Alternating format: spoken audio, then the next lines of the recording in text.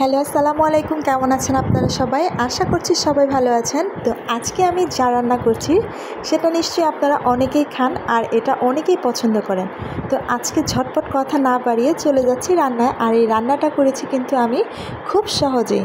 আজকে কিন্তু আমি চিচিঙ্গা ভাজি করছি। আর এই চিচিঙ্গা ভাজি করতে প্রথমে চিচিঙ্গাটাকে একটু ভাপ দিয়ে আমি সেদ্ধ করে নিয়েছিলাম। আর এই চিচিঙ্গাটা রান্না করার জন্য আমি প্রথমে পেঁয়াজ কুচি তেলের মধ্যে কিছুটা ভাজা ভাজা করে তার মধ্যে কিছুটা লবণ আর শুকনো মরিচ দিয়ে দিয়েছিলাম। তারপর এটার মধ্যে একটা ডিম আমি এখানে দিয়ে খুব সুন্দর করে ডিমটাকে ভেজে তারপর চিচিঙ্গাগুলোকে দিয়ে অনবরত নেড়ে চেড়ে ভাজি করছিলাম।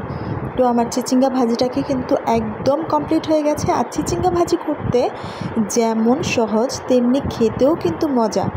তো কেমন লাগলো আমার এই চিচিঙ্গা ভাজি? যদি ভালো লেগে থাকে তাহলে এভাবে অবশ্যই রান্না করে খাবেন আর অবশ্যই ট্রাই করবেন। চিচিঙ্গা ভাজি কিন্তু গরম গরম ভাতের সাথেও খাওয়া যায়, আবার কিন্তু আপনি চাইলে সাদা রুটির সাথেও কিন্তু সকালবেলার নাস্তা হিসাবে খেতে পারেন।